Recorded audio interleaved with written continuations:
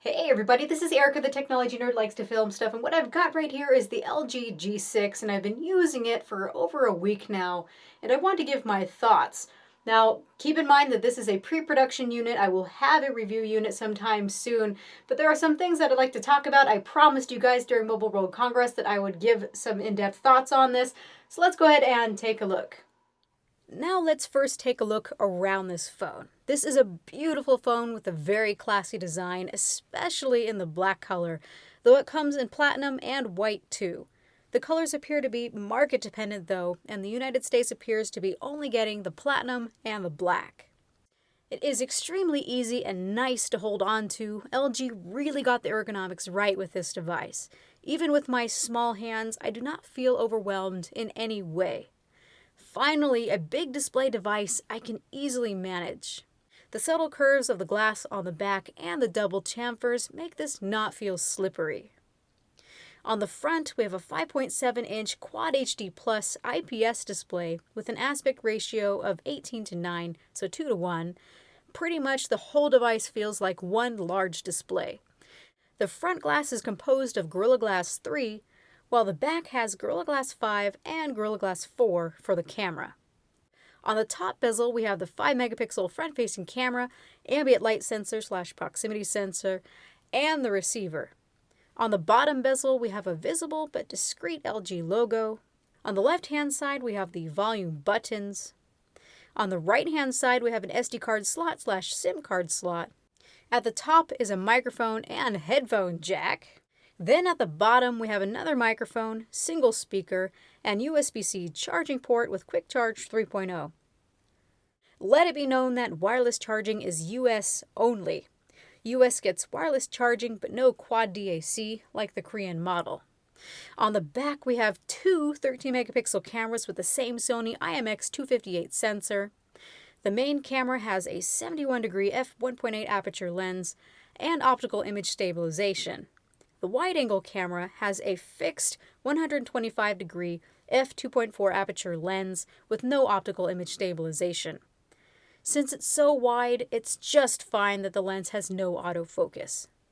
Below the cameras is the power button / fingerprint sensor, which works very quickly and accurately, except when your finger is a little bit wet or when the sensor needs a cleaning from fingerprint oil, which for me, unfortunately, is quite often. The next thing I want to mention about the design is the appearance of fingerprints on the back. I got a tip that LG will be adding an oleophobic layer that my pre-production unit supposedly doesn't have, so things should improve, but the black unit especially is a fingerprint magnet. If you have moist hands, it can look quite nasty pretty quickly and always needs to be cleaned. Again, this should get a bit better, but if you can't stand the appearance of fingerprints, the white and the platinum models don't show fingerprints much out of the gate. Now let's move on to talking about the display. The 18:9 aspect is a first for smartphones, but I quite like it. We get more screen on a modest-sized body. LG quotes 80% screen to 20% body ratio. The resolution is 1440 by 2880, so it's basically the same 1440 resolution across as a Quad HD display, just longer. It packs a PPI of 564 and looks insanely sharp. It is a really nice looking display with vibrant looking colors. It also supports Dolby Vision and HDR10, so you can stream HDR content from Netflix and Amazon when available for smartphones. True to LG, the white point is still on the cool side, and it has a wide gamut for more vibrancy, but I don't see the ability to switch to a color-accurate mode, so don't expect accurate colors here. Having a wide gamut does no good if it doesn't conform to any specific color space standard like sRGB or Adobe RGB. I will wait for a retail model to make any final statements about it though. I do love the curvature of the display corners. The display looks truly to be curved on a pixel level, not simply just cut off by the bezel. I was also happy to see that I didn't have an issue seeing the display in direct sunlight, so it definitely gets bright enough.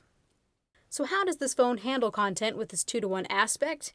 Actually, I find it quite neat. LG has given the option to scale certain apps, and we even have the option to have the setting remembered for every time the app is used.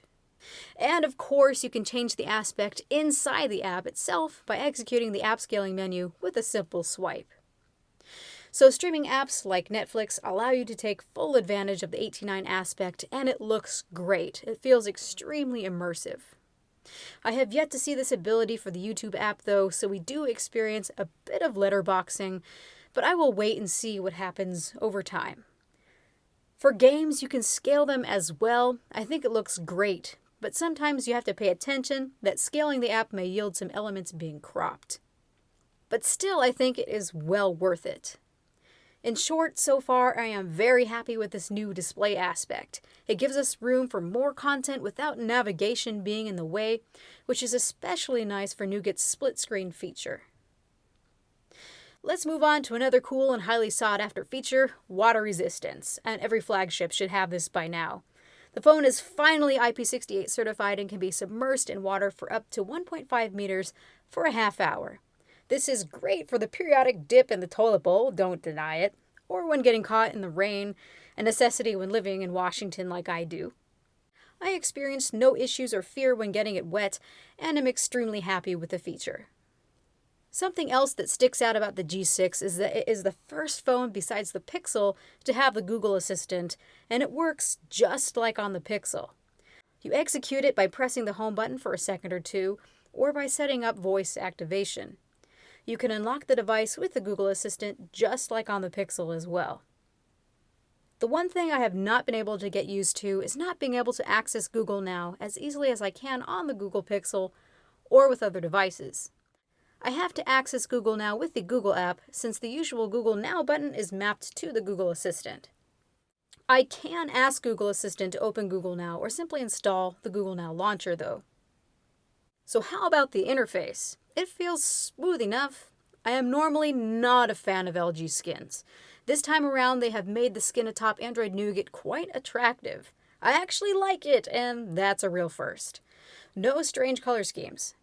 Their notification shade and menus look clean and flat without their neon flare.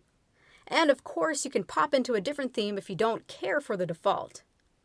Gladly, their included themes are pleasant as well, especially the black one. Though of course, you can take a look at their theme shop as well. Finally, things are feeling more polished for LG, and I am not left with an overwhelming sense of disjunction that makes me want to install another launcher. We still have the feature bits of LG flair, such as Knock On, which lets you double tap to turn on the display, as well as double tap to turn it back off. We have Comfort View, their blue light filter, whose tint always reminds me of pea green, and always on display with two different brightness modes. The brighter one, which is better for ambient lighting, like outdoors, will drain the battery more quickly though.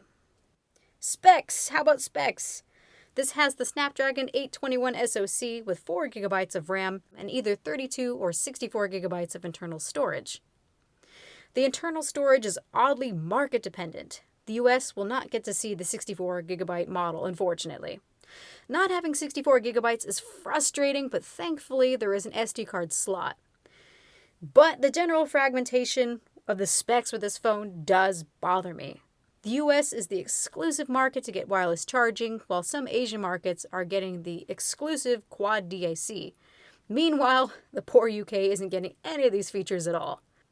LG has done research to see which markets desire what features most, and this is what they came up with. So let me know your thoughts. As for the SoC, this is a pre-production unit, so I'm not going to focus on benchmarks, but in daily life, it is a well-performing phone. I have had no complaints at all. Nothing about poor performance sticks out. It feels akin to other Snapdragon 821 devices, and so far, no, I'm not upset that it doesn't have the Snapdragon 835.